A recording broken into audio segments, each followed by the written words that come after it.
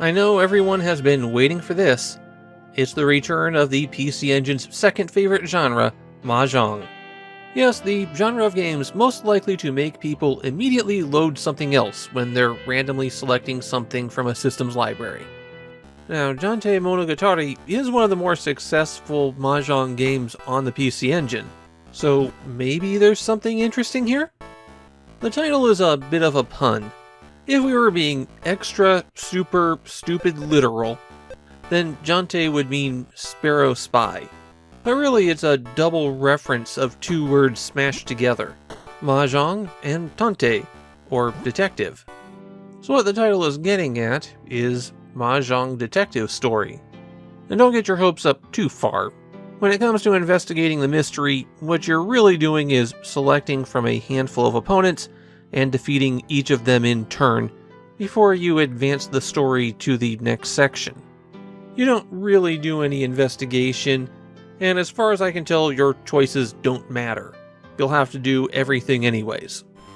The plot is that you're a detective, and you're hired to find a missing schoolgirl who is a member of the mahjong club. To get to the bottom of it, you'll have to go to the school and beat a bunch of women in mahjong so that they'll give you a tiny fragment of information leading you to the next person.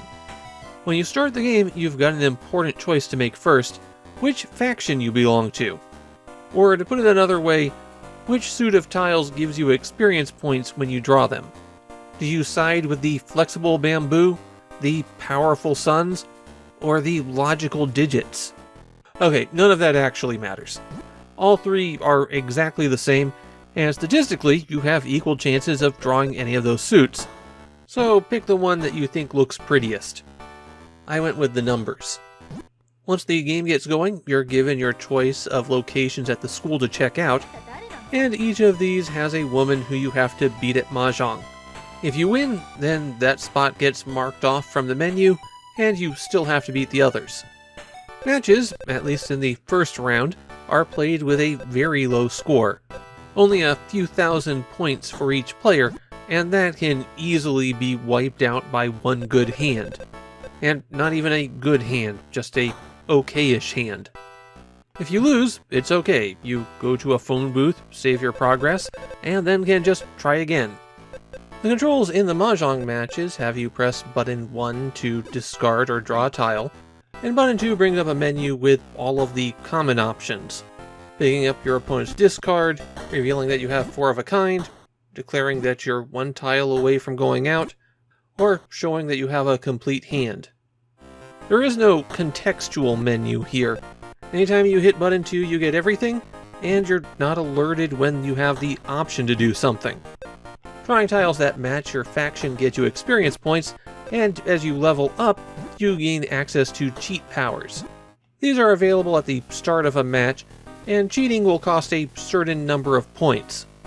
So leveling up gives you more cheat options, and the points have to be spent to use those cheats. It is expected that you will take advantage of those cheat abilities as you progress through the game. Some of the later players are practically cheating themselves. Among the earlier cheat powers are ones that let you discard any number of tiles after the initial draw and replace them, and one that will give you another chance if losing the hand gets you below 0 points. Given that this is a mahjong game on the PC Engine, you might be asking, do any of these women take their clothes off? And the answer to that is no.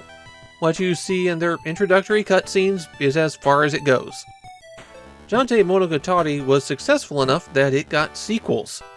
We'll see the series twice more on the PC Engine, and one of those was even a multi-disc release. But I won't be talking about that one for almost a full year.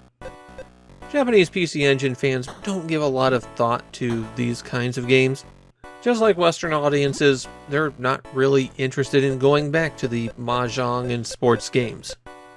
I found a person who praised the game's presentation, and another person complaining about how cheating was practically required to beat the game, but Jantei Monogatari doesn't seem to be a game that people give a whole lot of thought to anymore. My own feelings are kind of mixed. I like how it focuses on short matches early on, and the leveling system and cheat powers gives you some kind of feeling of progression. On the other hand, I also feel like the game doesn't have some basic quality of life features that were found in mahjong games of the era, context-driven menus being at the top of that list.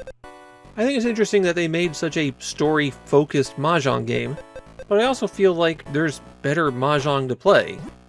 And that winds up landing Jantei Monogatari in the middle of the pack for me when it comes to mahjong. Some good stuff, some not so good stuff, and it's not what I'd recommend for people who are looking for a mahjong game of the period.